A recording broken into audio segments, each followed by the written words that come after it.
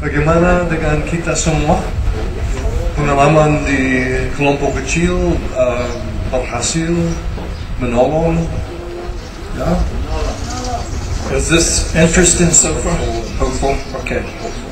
Helpful. Okay. I want to deal with two very important theological questions. Ada dua pertanyaan teologis yang sangat penting yang harus kita lihat bersama-sama sekarang.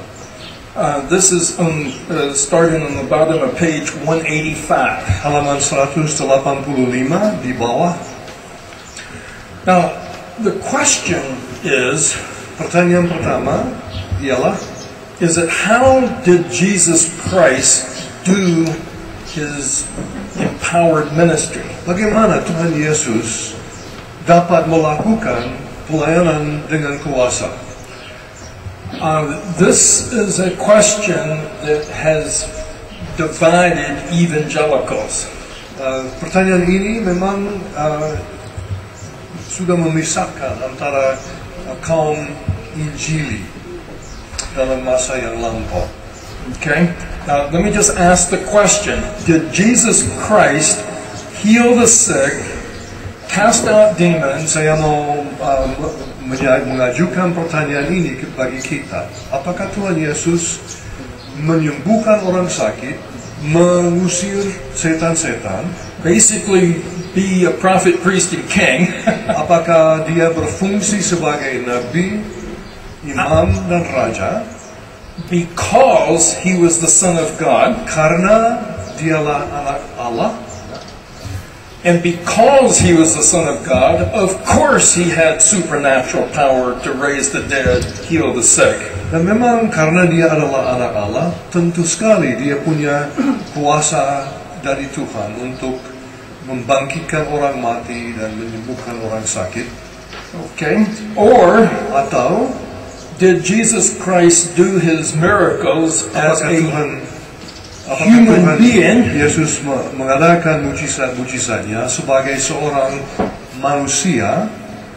who, yes, was the Son of God, Ya, memang anak Allah, but that his power was not coming from being the Son of God, tetapi kuasanya tidak berasal dari adanya sebagai anak Allah, but was coming from the Holy Spirit upon him. tetapi for power. datang dari Roh Kudus di atas dia untuk memberi kuasa. Now, this is a very important question. Pertanyaan ini sangat penting. You see, in John chapter 14, Injil Yohanes pasal 14. I'm sorry. Maaf. This is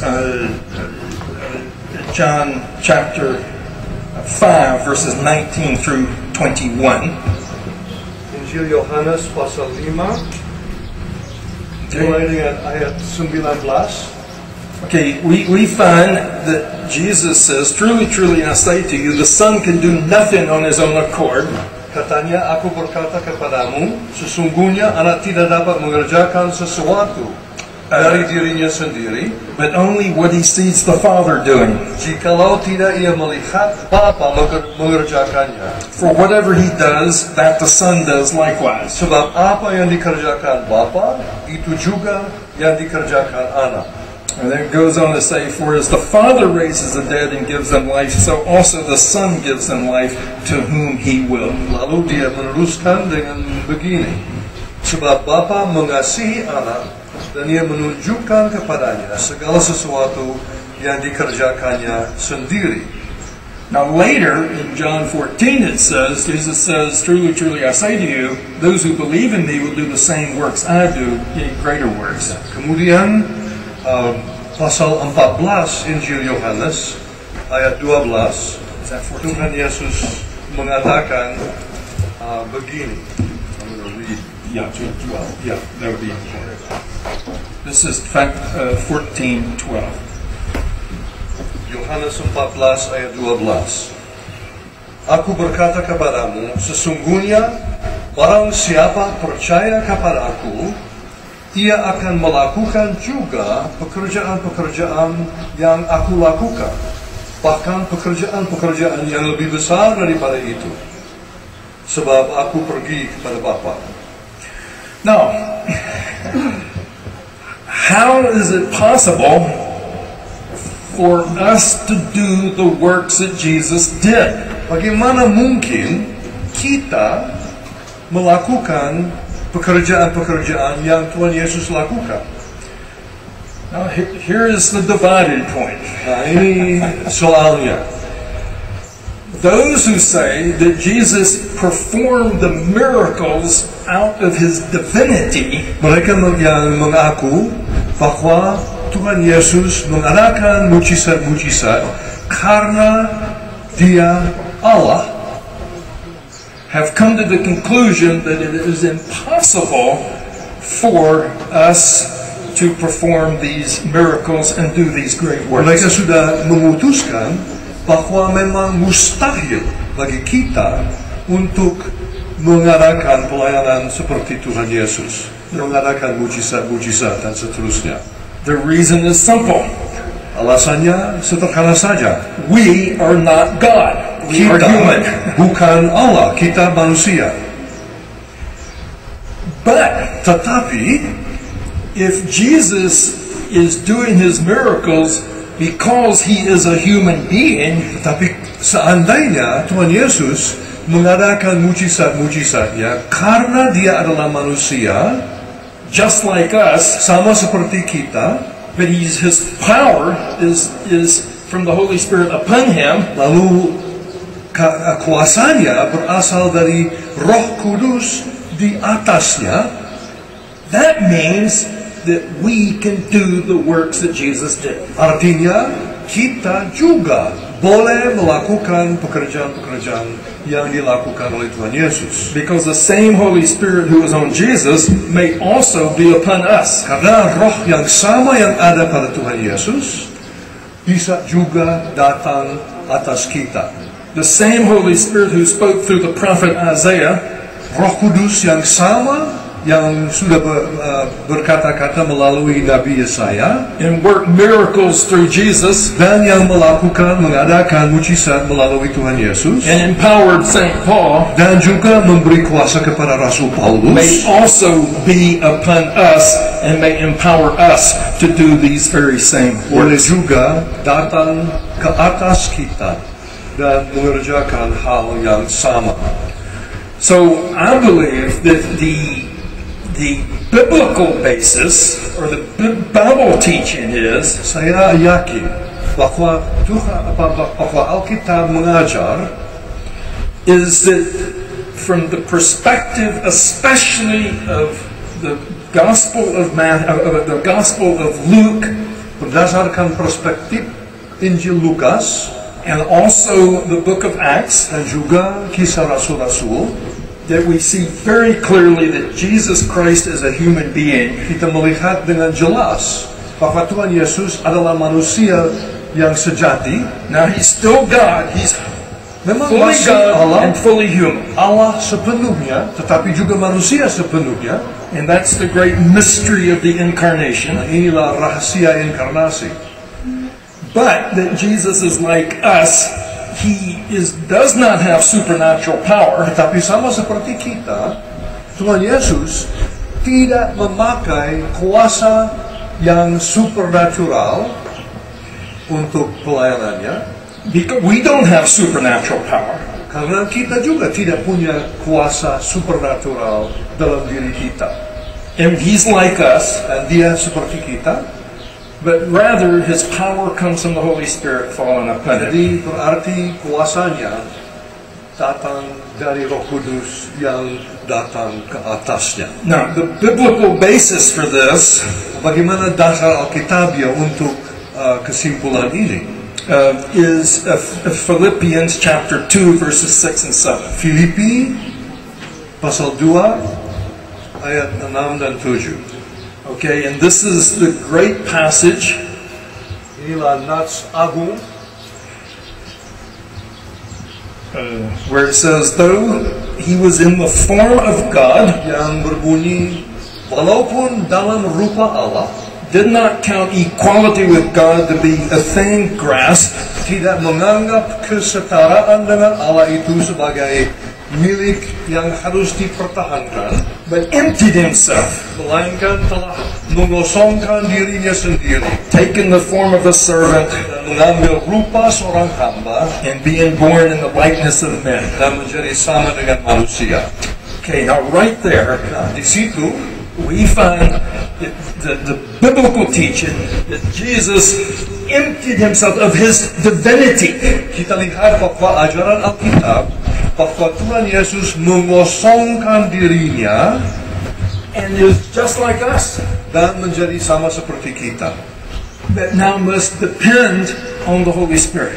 dan juga harus bergantung pada Roh Kudus. He's also dependent completely on the Father, Dia juga bergantung 100% pada Allah Bapa. because he says, truly, truly, I say to you, I can do nothing except what he sees the Father do. Seperti dikatakan dalam Yohanes 5 ayat 19, saya tidak bisa berbuat apa-apa selain daripada apa yang diperbuat oleh Allah Bapa. Now, what's interesting is, Nah, yang paling menarik ini, is we see this divine humanness in Jesus, kita melihat di sini bahwa Tuhan Yesus baik Allah maupun manusia.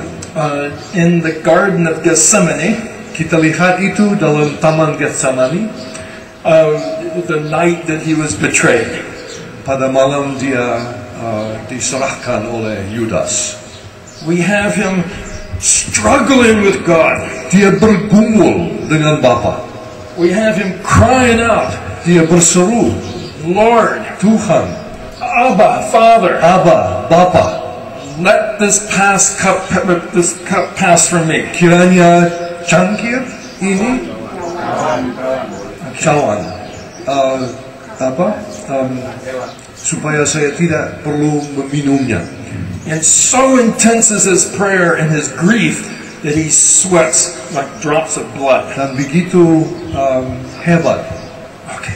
dia punya pergumulan sehingga keluar keringat yang sebenarnya penuh darah. We are seeing Jesus' humanity. Kita lihat di situ He's a- kemanusiaan Tuhan Yesus. He's afraid. He Dia is struggling. takut, dia bergumul. That's his humanity. Itulah kemanusiaannya. Just like us. Sama seperti kita. How would you feel Bagaimana kita akan merasa if you were about to be nailed to a cross? kalau kita sudah mau dipakukan pada kayu I salib? mean, we would be terrified of the pain. Takut sekali karena rasa sakit itu. And I think Jesus was. Dan saya kira memang Yesus takut. And he's struggling. Lord, let this cup pass from me. Dia Please, bergumul. Lord. Kiranya cawan ini supaya saya tidak perlu meminumnya. But not my will, but thy will be done. Tapi bukan kehendak saya, tetapi kehendakmu ya Bapa yang terjadi. He's submitting to the Father. Dia takluk kepada Allah Bapa. Now, and then when Judas comes, Lalu datang Yudas, and remember, they start to arrest Jesus, mereka mulai menangkap Tuhan Yesus. and Peter pulls out the sword, Rasul Petrus mengangkat pedangnya, and he cuts off the ear of the servant of the high priest. dia potong telinga dari hamba imam besar. And then he takes the ear, and Lalu dia angkat telinga itu, and he touches the man, dia menjamah orang, and he heals him. menyembuhkan dia. Now, where did the power come from? Dari mana kuasanya itu? Did he suddenly jump out and become God? Apakah dia tiba-tiba melompat menjadi Tuhan? No, he's still the man. He's still the same person who is sweating blood, praying for the cup to be removed. Nah, bukan. Dia tetap manusia yang di Taman Getsemani No, bergumul dan keluar keringat berdarah. he didn't change. Dia tidak berubah. He didn't take back his heavenly position. Dia tidak lagi mengangkat kembali kedudukannya di surga. No, he's a man. He's filled with the Holy Spirit. Bukan. Dia adalah manusia yang penuh Roh Kudus. And in the power of the Holy Spirit, Dan oleh kuasa Roh Kudus, He heals the servant. Dia menyembuhkan telinga hamba imam besar itu. That's the Spirit upon Him for power. Itulah roh di atas dia untuk memberi kuasa. And actually it's the Spirit within Him, Dan juga roh di dalam dia giving Him a heart of obedience to say, not my will be done, but thy will be done. yang memberi sikap ketaatan kepadanya, yang bisa mengatakan bukan kehendak saya tetapi kehendakmu yang terjadi. But then Tetapi Jesus turns to Peter Tuhan Yesus melihat kepada Petrus and says, put away your sword. dan dia katakan jangan pakai pedang itu. Do you not know Apakah Petrus tidak tahu? that I have the authority Tapi to saya memiliki kuasa request the Father, untuk minta kepada Bapa, and He will send 12 legions of angels? dia akan mengutus 12 legion malaikat. Do you have authority to call 12 legions of angels, Frank? Apakah saya punya kuasa untuk memanggil begitu? I don't. Saya tidak. I don't. None of us do. Kita tidak ada yang di antara kita yang punya kuasa itu. That's a glimpse of Jesus' divine nature. Di situ kita melihat kealahan. So we see right here that Jesus has not called down the angels. Kita melihat bahwa Tuhan Yesus tidak memanggil malaikat itu. He intentionally Sengaja became a human being. dia menjadi seorang manusia. He put aside the authority that he had to call down those angels. Dia tidak memakai kuasanya untuk memanggil malaikat itu. Okay? So that the scripture could be fulfilled and so that he could die on the cross for us. Supaya Alkitab, nubuat Alkitab bisa dipenuhi dan dia bisa disalibkan. But he performed the miracle of healing the man's ear. Tapi dia mengadakan mukjizat menyembuhkan telinga dari hamba itu. How? In the power of the Holy Spirit. Bagaimana? Dengan kuasa Roh Kudus. And what this means for us Arti bagi kita is back now to chapter 14, verse 12, kita lihat lagi Yohanes 14 ayat 12, where he says, truly, truly I say to you, the works that I do, you will also do. di mana Tuhan Yesus mengatakan kepada murid-muridnya, And Aku berkata kepadamu, sesungguhnya barang siapa percaya kepadaku, ia akan melakukan juga pekerjaan-pekerjaan yang aku lakukan. if you ask anything in my name, it will be done for you. Dan apa juga yang kamu minta dalam namaku, aku akan melakukannya. Okay. Ayat 13. So, because the reason this promise is fulfilled, Apa sebabnya sampai janji ini dipenuhi? because it says that Jesus says, because I go to the Father. Yesus katakan, karena aku pergi kepada Bapa. Now, why is that important? Mengapa penting itu? Why does it make it possible for us to do the miracles that Jesus did and the works that Jesus did? Mengapa Yesus pergi kepada Bapa memungkinkan kita mengadakan pekerjaan yang telah Yesus lakukan? It's because he goes to the Father. Karena dia pergi kepada Bapa. And this brings us now to Jesus' role of receiving the Holy Spirit Dan di sini kita melihat tugas Tuhan Yesus untuk menerima Roh Kudus, not just for himself to be a spirit-empowered prophet, priest, and king, untuk dirinya sendiri supaya dia bisa menjadi nabi, imam, dan raja yang penuh Roh Kudus, but so that he may pour out the Holy Spirit upon us, his people. tetapi juga supaya dia boleh mencurahkan Roh Kudus pada kita umatnya. And we find this now in John chapter 1 verse 33. Kita lihat ini pasal 1 dari Injil Yohanes ayat 33. He who sent me to baptize with water said, Ini kata Yohanes Pembaptis, dia yang mengutus aku untuk membaptis dengan air, he on whom you see the Spirit descend and remain. jika engkau melihat roh itu turun ke atas seseorang dan tinggal di atasnya, This is he who baptizes with the Holy Spirit. dialah itu yang akan membaptis dengan Roh Kudus. Okay, now in the Indonesian, does it clearly say that the Spirit descended on him? Yeah, it says literally,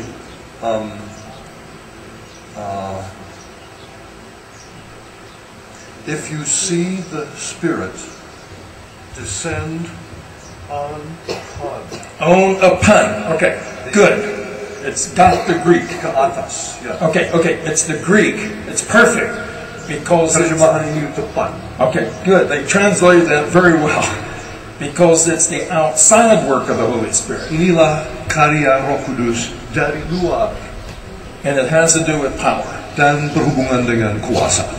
And then it says that He'll baptize us with the Holy Spirit. Dan juga dikatakan bahwa Now we're Dia going yang akan membaptiskan kita dengan Roh Kudus. and what we're going to talk about later is that the Holy Spirit now, we're going to talk about what it means to be baptized in the Holy Spirit, filled with the Spirit in next lessons. Dan dalam bahan yang berikut kita akan berbicara tentang apa artinya dibaptis dengan Roh Kudus dan dipenuhi Roh Kudus. But the important thing here Tapi di sini yang penting is the recognition that Jesus Christ now, because He ascends to the Father, the Holy Spirit is poured out and now is working here.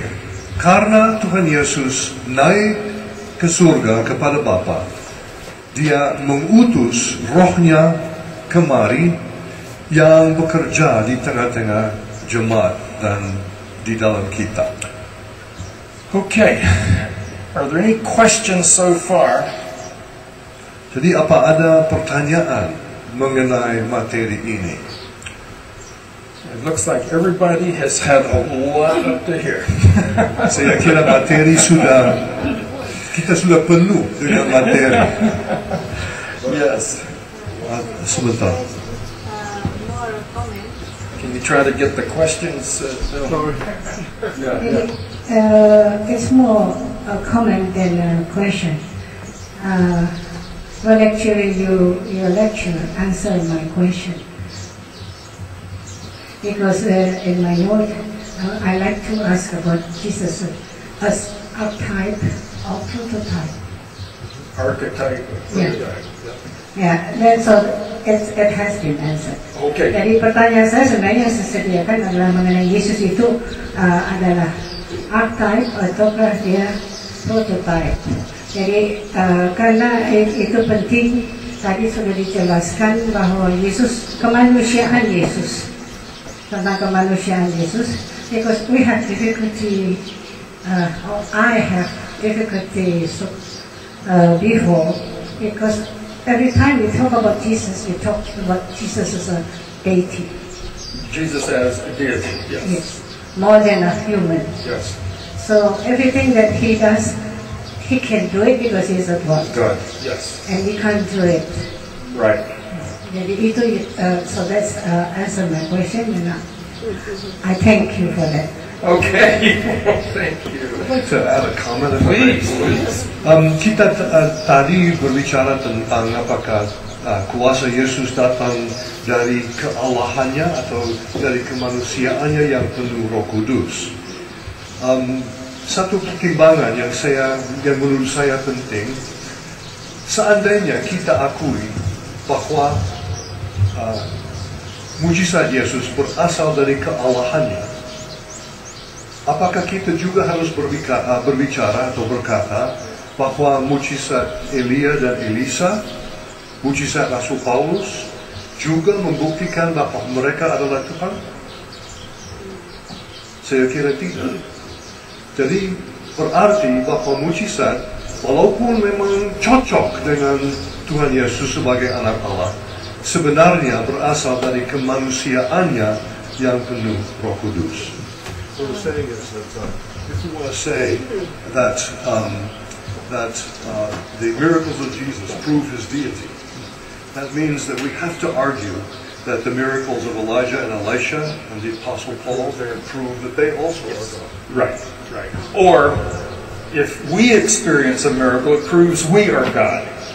Kalau kita mengalami bahwa Tuhan mengadakan mujizat melalui kita, berarti kita juga adalah Tuhan.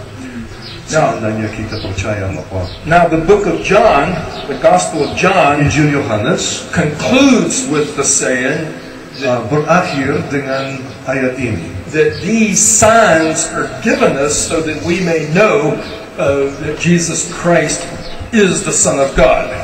Ayat pasal 20 ayat 31. And what you find is that yes, indeed, they do. They point to Jesus Christ as the Son of God, as the Anointed One. Dikatakan di sini, semua yang tercantum di sini telah dicatat supaya kamu percaya bahwa Yesuslah Mesias, Anak Allah, dan supaya kamu oleh imanmu memperoleh hidup dalam namanya. Memang mujizat Yesus menunjukkan kealahannya, sebab cocok bahwa Anak Allah mengadakan mujizat, tetapi kuasanya tidak berasal dari kealahannya.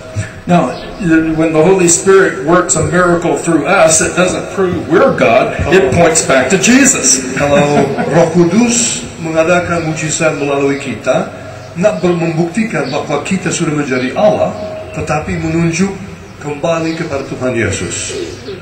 This was a huge turning point for me in my own life. Ketika saya mempelajari fakta ini, memang membantu saya sekali, menjadi titik belok buat saya.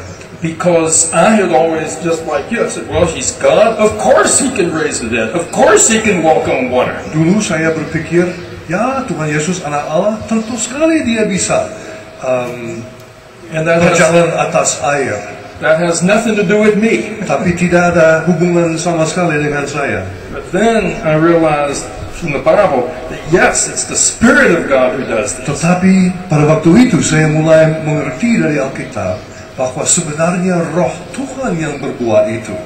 Now, one of the problems is that salah satu masalah di sini ialah that you see this most clearly in the book of Luke and the book of Acts. Kita melihat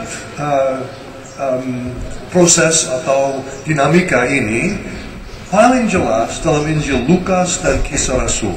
And you also find, of course, in Matthew and Mark. Juga terdapat dalam Matius dan Markus.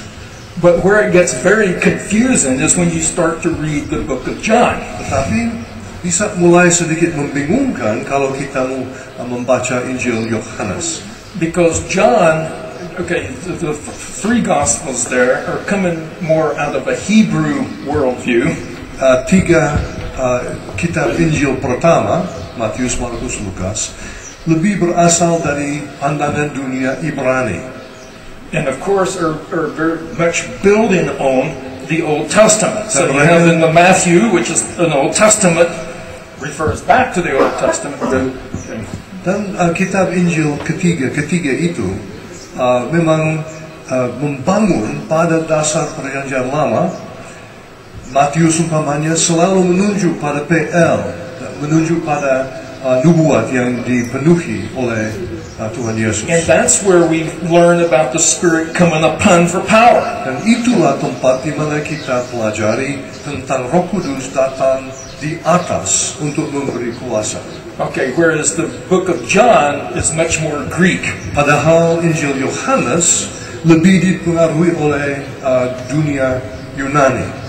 And so you do not have that clear distinction between Jesus' divinity and humanity. Jadi di dalam Injil itu perbedaan antara kealahan dan kemanusiaan Yesus tidak begitu jelas.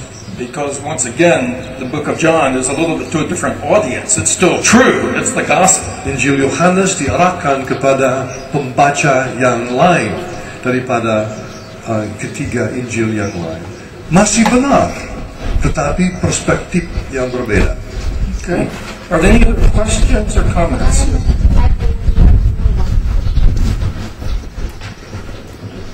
Terima kasih. I would like you to translate to English. Mungkin untuk kita di Indonesia, Maybe we here in Indonesia, kami lebih gambar kami tentang Yesus lebih kepada ketuhanannya. our picture of Jesus tends to be more towards his divinity. Karena kalau kita menyapa Yesus selalu Tuhan Yesus. Because we always address Jesus as Lord Jesus. Dan walaupun di dalam Alkitab hanya disebut Yesus Kristus, Although in the Bible it only would say Jesus or Jesus Christ. tetapi tidak ada, seolah-olah tidak ada yang berani untuk menyebut Yesus Kristus, tetapi harus Tuhan Yesus. It's almost as if nobody here is brave enough to call him Jesus Christ. It's always Lord Jesus. Even Frank did that. Yeah, even I do that. Well, When I was translating you, and you would say Jesus, I would always translate Lord Jesus. You mean you were not translating them accurately? I was not faithful to you. Well, part of it is Sebagian di sini dari soal ini, that in the Gospels we are talking about Jesus up to and just after his resurrection and ascension. dalam kitab Injil kita berbicara tentang Yesus, Tuhan Yesus, dari permulaan sampai pada kebangkitannya dan sedikit melebihi itu. Whereas we are experiencing him after his resurrection and Tetapi ascension. kita di sini mengalami Tuhan Yesus jauh sesudah kebangkitannya. And so it becomes perfectly appropriate for us to call him the Lord Jesus Christ. Jadi cocok sekali kita menyebut dia Tuhan Yesus Kristus. But you Tetapi have made a very good observation. Ibu Pendeta Yedida sudah melihat sesuatu yang penting. Okay? And that different cultures tend to emphasize different aspects of divine humanity. Kebudayaan berbeda-beda dalam hal mengenal aspek-aspek dari kemanusiaan dan kealahan Tuhan Yesus. In our Western culture, we would tend to see more his humanity, Di negara-negara Barat, cenderungan di sana untuk melihat Tuhan Yesus sebagai manusia. okay, which we'd have to stretch now to make sure we affirm his divinity. Jadi kita harus menjamin di negara-negara Barat bahwa kita juga mengakui kealahannya. In an animistic culture, Di dalam kebudayaan yang agak mistik, or Buddhist culture, umpamanya Buddhisme it's much, or a Greek culture, atau kebudayaan Yunani, there's a little contradiction there because we in Western culture we have a great deal of Greek influence, walaupun di negara Barat kami sangat dipengaruhi oleh kebudayaan Yunani, but there are others who very much would focus on the divinity of Jesus. tetapi ada yang lain yang sangat berfokus pada kealahan Yesus. And also I think that the Catholic influence has been prominent in some places here in Indonesia too. Juga pengaruh Roma Katolik mungkin penting di Indonesia. And they would very much emphasize the divinity. Dan mereka juga menekankan kealahan. And so that's Yesus. probably had some impact. Dan barangkali itu juga berpengaruh di sini. So that's a very good question. Ya, terima kasih. Pendeta. Let's go over here. This one. Whoa, I'm so glad some of the men have questions. Can you move to one side, Frank? Frank, move away a little bit so you can... Stand back from the line. Ya, terima kasih atas kesempatan ini. Thank you for this opportunity. Kita semua telah dibaptiskan mulai dari pembaptisan anak We have all been baptized, Dan- beginning with our infant baptism or child baptism. Dan itu dikaitkan dengan kerja Roh Kudus atau dimohonkan ada kehadiran Roh Kudus. And in the baptism that we've experienced, it's closely linked with a request that the Holy Spirit come. We baptize in the name of the Holy Spirit. Demikian juga ketika ada peneguhan sidi jemaat, Also, when we have reception of new members, sangat dikaitkan dengan peranan Roh Kudus. it's also closely connected with the influence of the Holy Spirit. Apalagi waktu diteguhkan sebagai pendeta. And even more so when a person is ordained as a pastor. Tetapi ada persoalan yang selalu dihadapi. But there's always a problem we face here. Mulai dari baptisan anak, peneguhan sidi dan peneguhan pendeta. Infant baptism, reception of members, and ordination of pastors. Persoalannya ialah This is the problem. kenapa sudah dimintakan peranan roh sejak kecil tetapi kelihatan dosa masih terlihat jelas. Why is it that we pray or ask for the role of the Holy Spirit from a very young age, and yet we see still the influence of sin? Demikian juga waktu sidi jemaat dan kemudian mengikuti perjamuan-perjamuan kudus. And secondly, when a person becomes a church member and begins to receive the sacrament of the Lord's Supper, Tidak lama sesudah merayakan perjamuan kudus, dosa mulai terlihat lagi pada orang-orang. not long after they finish receiving the sacrament, they're back involved in sin. Demikian juga waktu peneguhan pendeta. Kami semua di sini sudah sekian puluh tahun menjadi pendeta.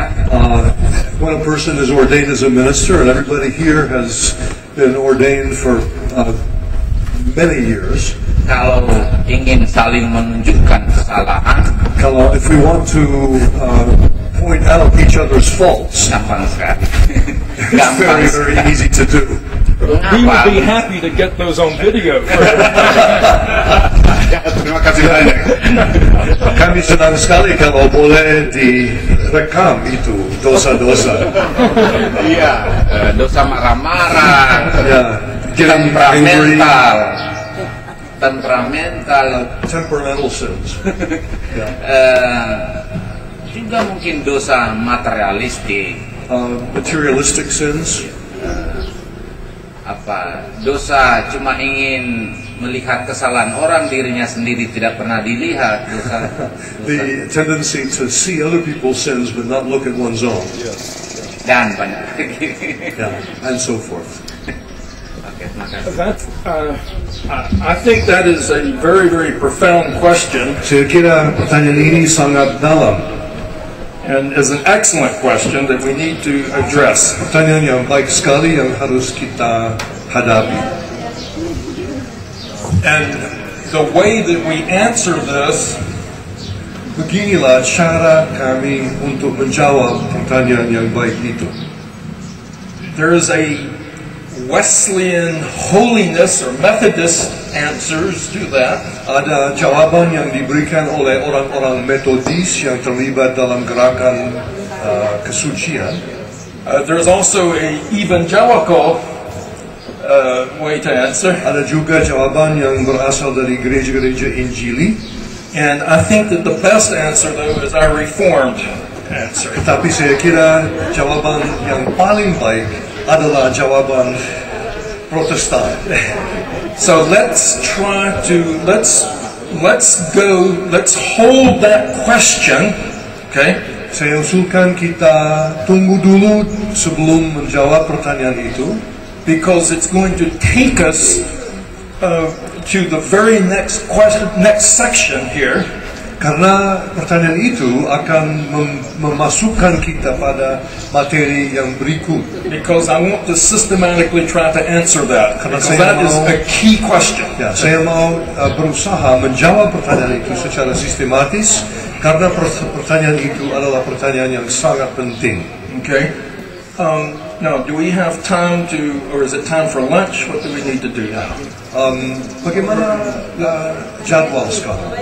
Sudah 12. Let's go to her question. 10 minutes? Okay, 10 more minutes. may I have permission to hold on the question because I want to answer it in the next section? Boleh kita menunggu sebentar dengan menjawab pertanyaan itu, tapi pasti akan dibicarakan. Okay, and I would like to make, there's a lot more we could add that will make it very complicated. Ya, ada juga materi yang bisa ditambahkan pada pertanyaan itu sehingga lebih sulit lagi dijawab. Okay, so we'll come back. Yes. Oh, now this is going to be an easy question.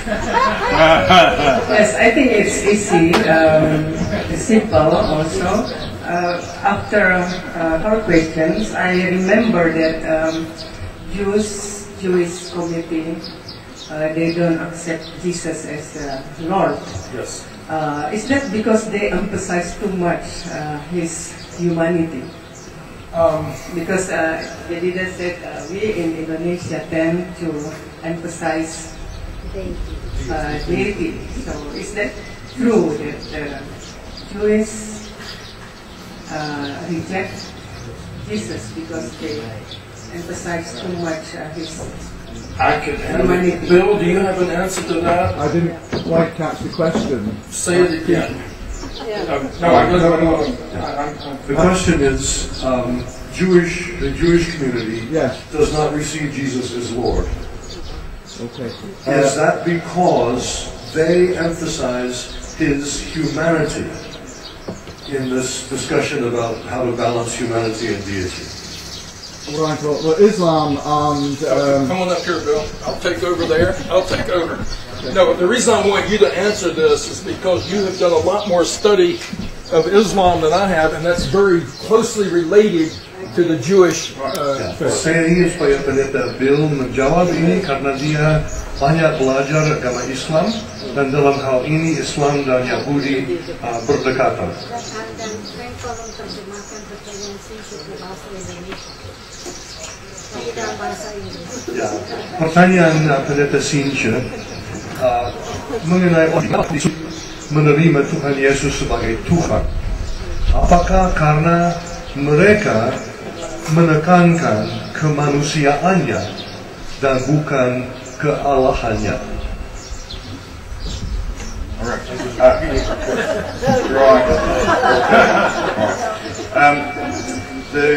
The Muslim response is very similar to the Jewish response. Jawaban orang Islam hampir sama dengan jawaban orang Yahudi. There has in recent years, but I'm an old man, so I'm talking about 60s onwards. So that there's been a rediscovery in the Jewish community of the Jewishness of Jesus. Kesher Bermes was one early example. Dalam persekutuan orang-orang Yahudi, dalam 50 tahun baru-baru ini, mereka sudah mulai mendapatkan lagi Tuhan Yesus. Mereka seolah discover, menemukan Tuhan Yesus lagi. That enabled us to understand the humanity of Jesus in a far better way. Ini membantu kita untuk mengerti kemanusiaan Yesus lebih baik. Because most of the church is quite separated from understanding the Old Testament as a Jew might understand the Old Testament. Sebab kebanyakan dari gereja tidak mau mengerti Perjanjian Lama seperti orang Yahudi mengerti Perjanjian Lama. We have in Britain a very elderly, respected Bible preacher called the Reverend David Possum. Di Brisbane, no, England. Di negeri Inggris ada seorang pemberita Injil yang terkenal namanya David Possum. Over his ministry, he's preached on virtually every verse in the Bible. selama masa pelayanannya dia berkhotbah berdasarkan kira-kira setiap ayat dalam Alkitab. And he used to complain that when a Jew became a Christian, Dia dulu biasa mengeluh bahwa ketika seorang Yahudi percaya menjadi orang Kristen, within 10 minutes, sebelum 10 menit, he understood the New Testament better than David Paulson. dia mengerti perjanjian baru lebih baik daripada penginjil David Paulson itu. Now that's only a comment on the humanity of Jesus. Ini komentar tentang kemanusiaan Tuhan Yesus. Yeah. It might be true Mungkin benar that Islam has got a higher view of Jesus than Judaism. bahwa agama Islam mempunyai pandangan yang lebih tinggi terhadap Tuhan Yesus daripada orang Yahudi.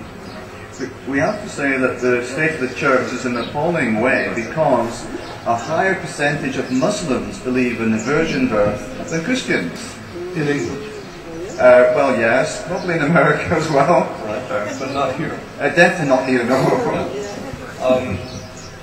Ini satu komentar tentang gereja di negara-negara barat bahwa persentase orang Islam yang percaya bahwa Yesus lahir dari anak darah lebih tinggi daripada orang Kristen yang percaya begitu di negara-negara barat. And they would understand in a way perhaps a Jew might not.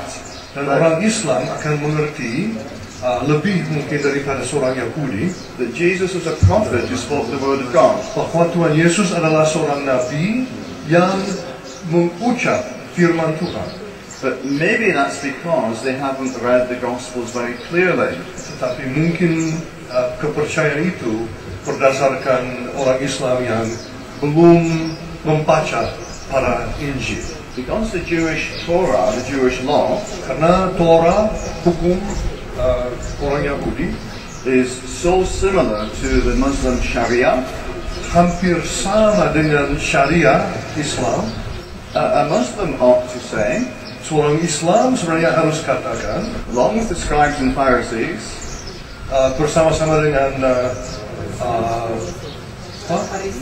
orang Farisi dan ahli Taurat, that this man is breaking the law, therefore he cannot be a prophet. Bahwa orang ini Tuhan Yesus melanggar hukum, jadi dia bisa menjadi nabi. The next Muslim I find, I really want to talk about that. Kalau saya ketemu dengan orang Islam lain, saya akan bertanya tentang itu. So, although there's slightly different views in a Jewish perspective of Jesus and a Muslim perspective of Jesus, it is on the humanity, and for both, the deity of the Lord Jesus would be a serious problem. What is a serious problem? The deity. Deity. Buat orang Islam dan orang Yahudi, kealahan Yesus memang menjadi halangan yang besar. That was a British pronunciation. I know. Yeah, Yedida speaks that way too. Right. Now, there's a more difficult question in Ada terms. persoalan atau pertanyaan yang lebih sulit lagi. Yeah. In terms of how a Jewish perspective might understand the titles Son of God and Son of Man. Sehubungan dengan bagaimana seorang Yahudi akan mengerti Tuhan Yesus sebagai anak Allah dan anak manusia. But if you look at the claims made at the arrest of Jesus, it was on blasphemy. He was claiming to be the Son of God, and so you really fall down on the side of the Jews only recognizing his humanity. Jadi mereka orang Yahudi menganggap bahwa kalau Yesus mengatakan atau menyatakan bahwa dia adalah anak Allah, mereka anggap sebagai and therefore when he was speaking on his own authority, and he was not a prophet speaking the word of God as a Muslim would assume. Dan mereka anggap bahwa kalau Yesus berbicara begitu, dia berbicara bukan sebagai nabi, tetapi sebagai manusia. Dan mereka anggap hujah. Can I go now? Yes. Sudah. Okay, thank you.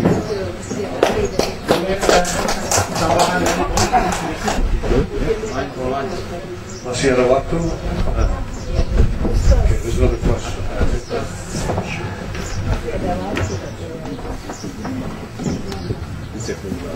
Terima kasih atas kesempatan ini. Thank you for this opportunity. Saya ingin menyambung percakapan tadi. This continues the previous conversation.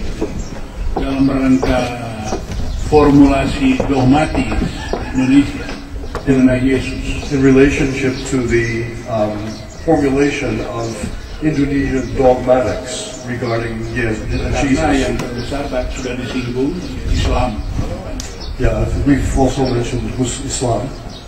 Memang orang Islam tidak akan menerima begitu saja Yesus sebagai sungguh-sungguh Allah dan sungguh-sungguh manusia. Muslims are simply just not going to receive Jesus as truly God and truly man. Sehingga perumusan dogmatis yang diusulkan oleh beberapa teolog, it's been suggested by a number of theologians, ialah Yesus sungguh-sungguh manusia, that Jesus is truly human, tetapi yang betul-betul dikuasai oleh Roh Kudus, but truly given or truly filled with or controlled by the Holy Spirit. Atau Allah yang hadir penuh di dalam dia.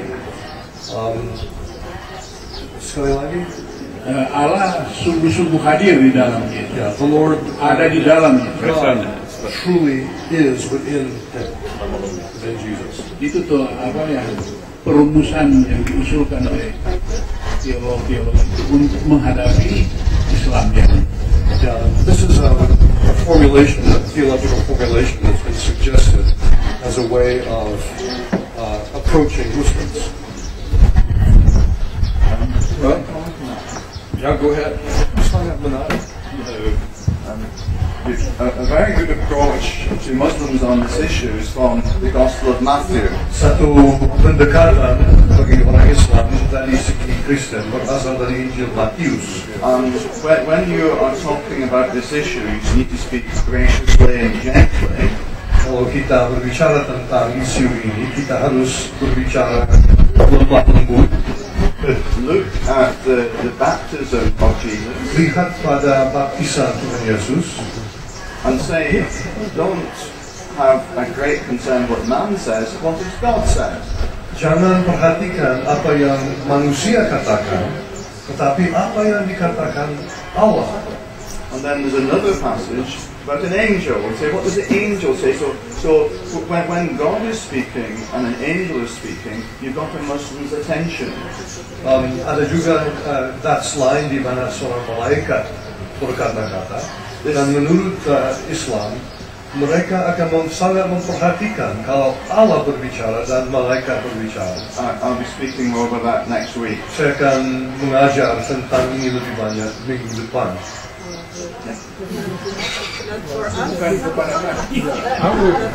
I would say that